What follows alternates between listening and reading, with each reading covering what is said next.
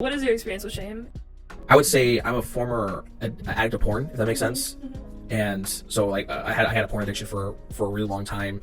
I think that also comes with, it's also part of the reason why I couldn't handle, like, an actual relationship.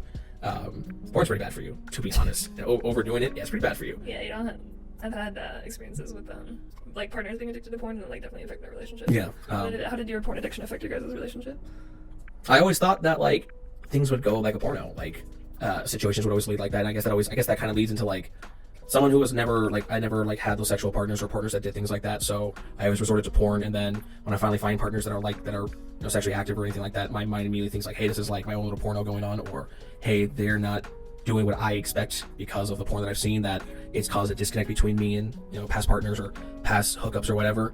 And it kind of changes the way you view, like, sexual encounters or romantic partners, if that makes sense. Yeah, actually, kind of like my experience too is when people are, like, addicted to porn, like, it's, like, hard for them to finish in, like, real life, and they're, like, actually Yes, it 110% is. Like, Shit takes me like an hour and a fucking half, and I'm just like, hey, I'm gonna give up.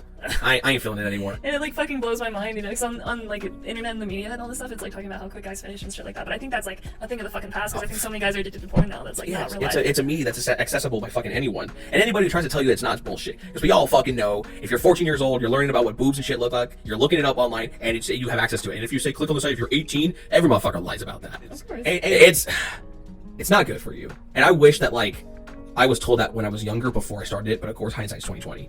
That's the thing too, is I feel like people aren't fucking talking about it, and I feel like there is so much shame associated with it too. It's like the people that have experienced it, like, don't want to fucking talk about it, right? Because, like, It feels shameful. Yeah, well, the other thing too is, like, I'm sure when you're with your partner, you know, and you can't get fucking hard for, like, the chick that's, like, in your bed in real life, you know, that, like, doesn't feel good, right? Yeah, it makes you feel like, what the fuck's wrong with me? Like, I have the real thing right next to me. Why the fuck isn't this working? Like, what's happening with me? I've you know, known people that don't put those two things together, right? They don't realize that, oh, it's because I'm watching porn 3 times a week, and then I'm also trying to fuck my girlfriend 4 times a week, you know? It's like, they don't understand the damage that's done. No, especially because, like when you're 16, between, like, 16 to 19, 16 to 20, you're as a guy, your brain's firing on all cylinders.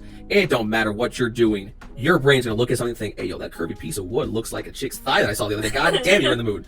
And with the ability to just look at, like, whatever the fuck you want, you can just get that off right then and there. And, like, you know, there's a lot of factors that go into it.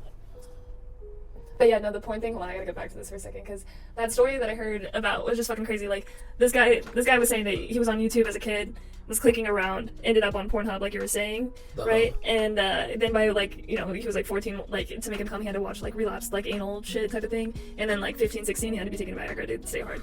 And I was just, like, fucking, like, blew my mind. I feel bad for porn and sex addicts nowadays. Every fucking person's got an OnlyFans. It's so readily available that, like, I feel bad for them. I feel really, really bad for them. Well, the other thing that I feel bad about is, like, you know, AA is readily available, but there's no, like, if you fucking went to a rehab center and was like, hey, I'm addicted to porn, right? Everyone would be like, get the fuck out of here, I'm addicted to meth. You know? I'm addicted to, like, I suck dick for money. You just watch people suck dick. We're not the same person. I have real problems, you know? And it's like, no, but that shit does really affect someone's life.